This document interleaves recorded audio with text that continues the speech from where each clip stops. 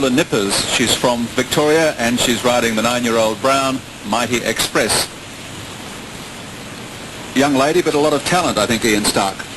I think she has got a lot of talent. She's a very stylish rider, and it's a lovely young horse. The main thing about dressage is that we present an overall lovely picture to the dressage judges, and here we've got a very elegant, stylish rider in Angela, and the horse is soft and relaxed, and as you see in the medium trot, is producing lovely length and strides. Angela is only 18 years of age, and she purchased Mighty Express herself straight off the racetrack, so she's done a good job to bring the horse up to this level of competition. She's done a wonderful job. I myself didn't start this level of competing until I was 29, so she's got a lot of time ahead of her, and I should think going to be one of the top riders of the future. She is the Victorian Young Rider of the Year this year. I don't think that surprises me or anyone else. The whole picture is so nice, and as I've said already, the horse is so relaxed. It's got a lovely outline. She's riding it in a double bridle, which is up to the rider. It depends on the preference. You can ride in a snaffle, which has one bit and one set of reins, or a double bridle, which has got 2 bits and 2 reins. A little bit more of a handful to ride with, but she's got lovely relaxed hands and therefore coping very well. Angela Nippers from Victoria and Mighty Express. This is another of Australia's very promising young riders, Ian Stark. Her name is Shiran Richards from Queensland, riding Garibaldi, 9-year-old brown gelding. Shiran's obviously another very talented of the Australian young riders, and she's riding this horse Garibaldi, who was in fact left as a stallion for quite a number of years before he started competing, and has in fact got 1 or 2 offspring around the country. He's a very upstanding, attractive sort of horse, a very handsome horse, and having been a stallion, it just gives him that little bit of air, that little bit of sort of look at me, aren't I wonderful? And also being a black horse, he shines well in the sun, and so looks very, very well. I guess that's what attracted Shiran's mother to the horse in the first place. In fact, her mother spotted the horse in a paddock and said, "We've got to have it," and hunted down the owner and purchased it, would you believe, for $500. God, £250. You wouldn't even be able to buy a foal for that price back at home. But I think that's obviously Shiran's mother has a very good eye for buying young horses. I could do with her at home to buy some for me. The horse and its way of going has a lovely outline in that it's very up in front. It's not on the forehand at all. And you can see here in the extended trot that it finds it very easy, able to swing the shoulders and work very freely. 19-year-old Shiran Richards on Garibaldi. This is an unusual looking horse. The colour is dun. 12-year-old Lavender Cowboy, the rider, is Sarah Lee. Well, Ian Stark, you don't see too many this colour. Very seldom are dun horses at the top of eventing. I can only think of one ever before, and that was in England, a horse called the Dun Thing. But it has been said that the dun horses are never bad horses, and that it's never a bad colour.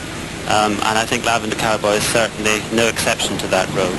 This horse is also part Parcheron, English draft horse.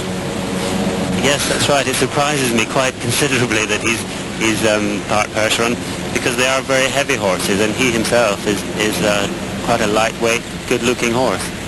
Well, Sarah has finished second the past 2 years, 88 and 89, on this horse in the Coralban 3-day event, an important event here in Australia. In fact, many are quite surprised on that recent performance at Coralban that she's not in the Trans-Tasman Cup squad here at this event. Yes, I should think Sarah in that case is out to go very well during this event and prove to the selectors that they've made a mistake in leaving her out. From what I gather, the horse is certainly capable of doing very well. Sarah Lee, mother of 2 from New South Wales, and Lavender Cowboy, completing their routine, come down to salute the judges.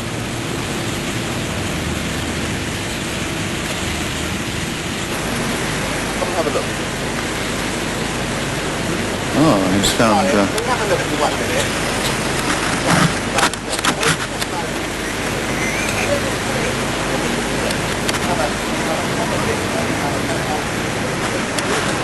Something a little unusual here. I think it's maybe the bit he's looking at. I think it's got a copper bit in.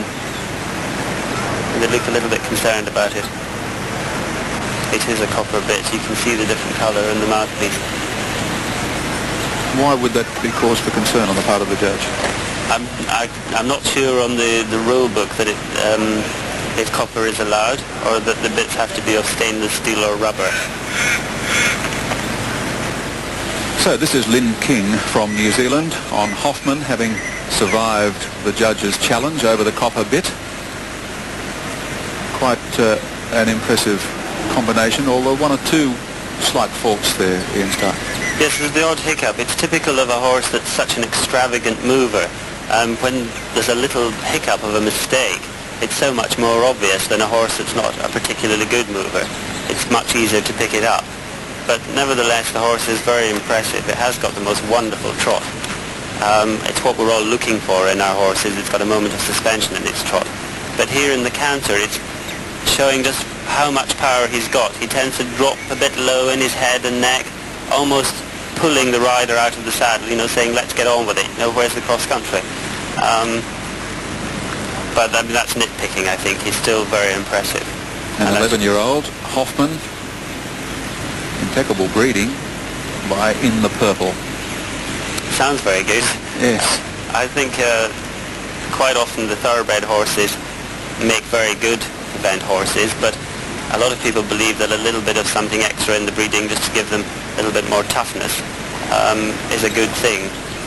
I personally prefer the thoroughbreds.